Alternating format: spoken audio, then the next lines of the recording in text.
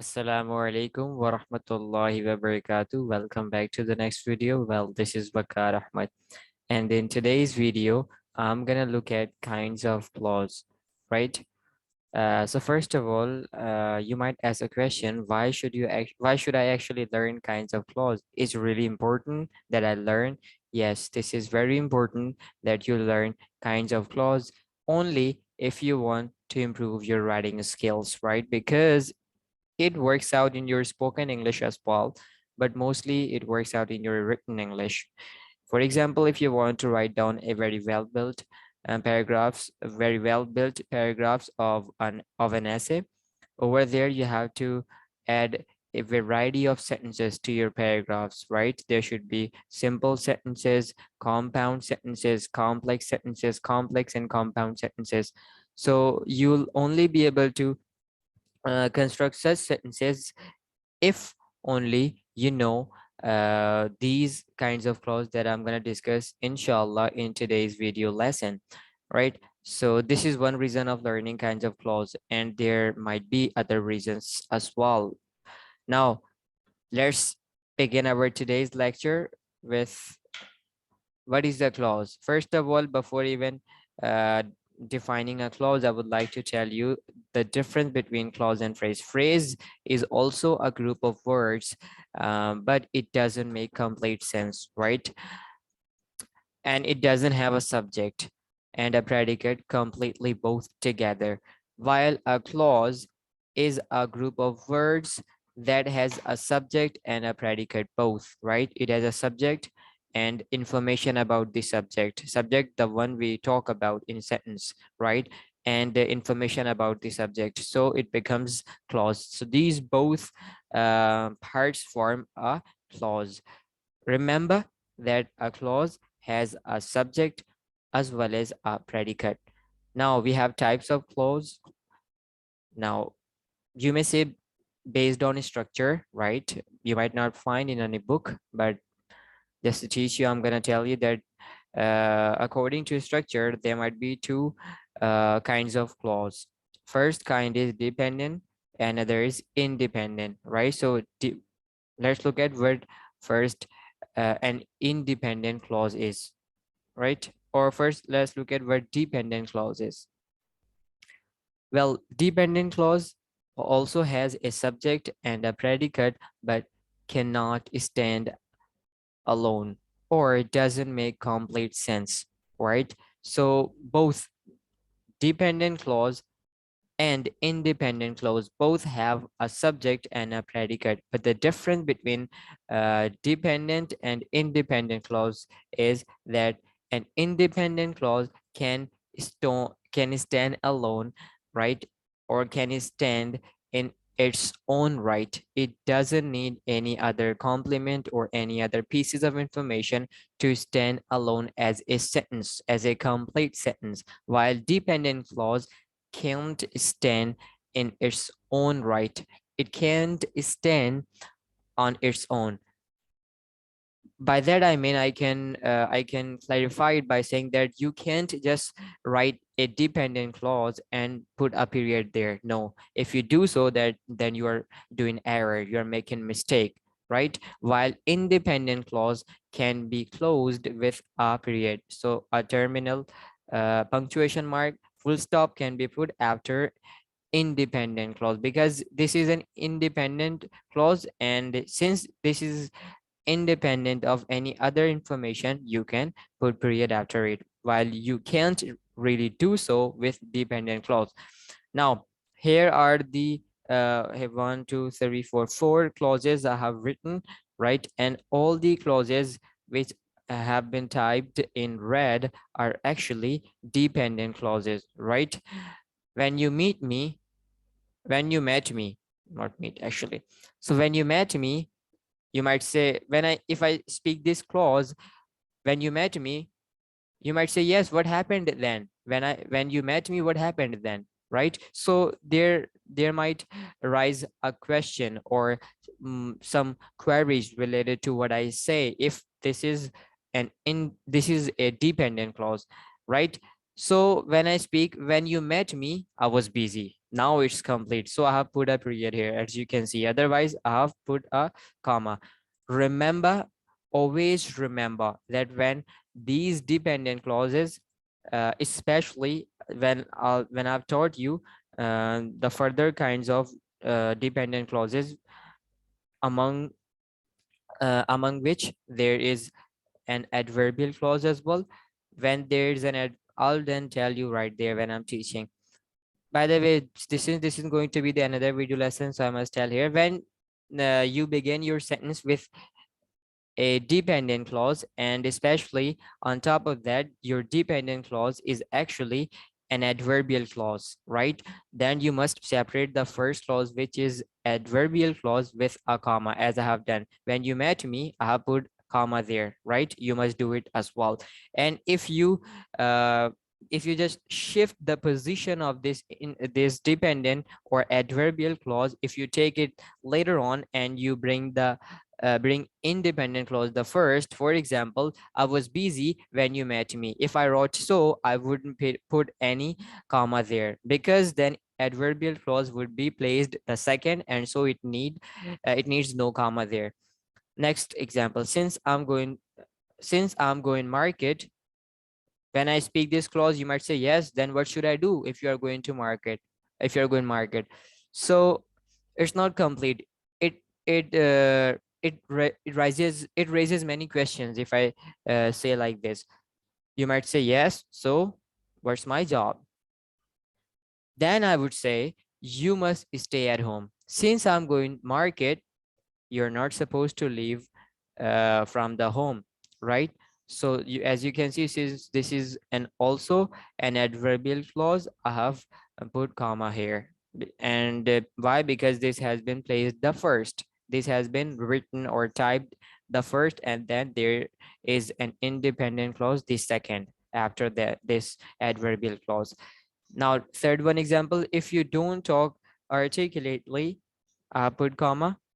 People will drive you crazy. People will make you crazy, right? They'll ask a lot of questions that can get you go crazy, that can drive you nut, right? Another fourth example, although I forbid him, although I prohibited him, right? He did that. So this is also a dependent clause, right? And typically, or specifically, this is not typically, this is an adverbial clause as well. And so I have put here comma as well. Now, and you must put comma after this if clause as well. Now let's look at independent clause. As I have mentioned, independent clause also has a subject and a predicate. The difference is that it can stand alone, right? It doesn't need any other pieces of information to stand in its own right? It makes complete sense. In other words, you could say an independent clause can act as a complete sentence, as an independent sentence, right? So you don't need any other clauses to put the period. You could just write down an independent clause, and this is a complete sentence, and it's grammatically correct, right? For example, when you now here, all the groups of words that I have written in red are actually independent clauses. Sentences are the same. Just to teach you, uh, I have kept the clauses both the same, right? Dependent and independent clauses, both the same. Over here, uh, I wrote independent clauses in red here below, while above, which we have discussed, I wrote there dependent clauses in red, right? So when you met me, this is a dependent clause, as you have been taught. I was busy. I was busy. This is an independent clause. If I want to separate it, I can easily do so. I can just write it as I was busy, and I can put the period. I can put full stop there. It is a complete sentence since it makes complete sense. So it doesn't need any other information or any supporting detail. Another example, next one, since I'm going market, This is a dependent clause, so it has been followed by a comma just after it. You must stay at home. Now this is an independent clause, right? So you can separate it as you could. The first one, I was busy. And similarly, in our other two examples, the red ones are independent clauses. Now moving towards the next.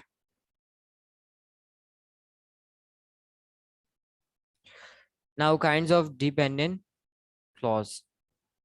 So now there are further kinds of dependent clause, right? Which are a dependent clause, or one more thing I would like to mention, that dependent clause can have another name, and that is subordinate clause, right? And so independent clause can have another name as well, which is main clause. So first kind of dependent clause is noun clause. Another kind of dependent clause is adjective clause, or in other words, you could say relative clause. And third, the last kind of dependent clause is adverb clause or adverbial clause as well. Later on after this slide, I'm going to write down the examples, write down the names of adverb clause as adverbial clause, hopefully, I guess. Now let's, in today's video, I'm just gonna cover the kinds of dependent clause, which are noun clauses actually.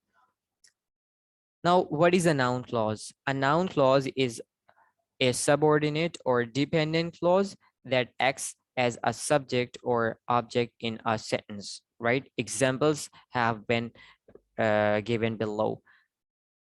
So first, let me define you the definition for that. I would like to explain to you. A noun clause is should be considered a noun because it acts as a noun in a sentence, right? It's not a complete sentence on its own. It is the part of a sentence, right? And that part, which is actually a noun clause, acts as a noun. And I'm going to demonstrate you as well. I'm going to show you example of that as well in a minute, inshallah. So first example, how the boys answered the question really amazed everybody. So really amazed everybody. This is predicate, right? So what is a sentence? First, you need to know a sentence is a group of words, right, that make complete sense as well, or which has a subject and a predicate, right? You might say the both have been defined, the clause and sentence both have been defined the same. Yes, just to let you know easily, I'm telling this. So here, how the boys answered the question, this is actually a clause, but from how the boys answered the question really amazed or shocked everybody, this is a complete sentence, right? As you can see, the period after full stop, by that I mean after everybody. And so this is a complete sentence. So in this sentence, there are two parts. First, a subject and a predicate. So subject is how the boys answered the question. These words, words form the part of subject, right? And then really amazed everybody. This is predicate. So predicate gives information about the subject, right? So here, this noun clause is acting as a subject. Now, second, he thought that he is mad. I'm sorry. This should not be the spelling of mad, right? This is made. Mad. That's right. Excuse me. He thought that he is mad. So here, that he's mad, this is a noun clause and it's acting as an object, right? He thought, this is he is a subject, and the thought is actually a verb. So this is the object of the verb, right? Now third one, I listened to what you were saying.